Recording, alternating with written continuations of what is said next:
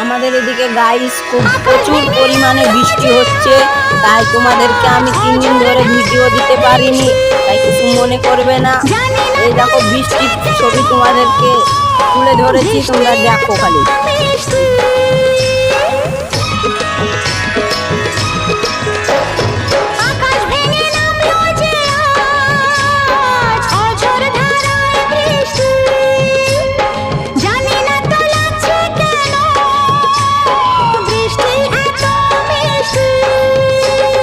বিদ্যুতেরই চমক নিয়ে করবো কি গো, এমনি করে সরে গেলে তুমি বারবার আইয়া চুমা দো।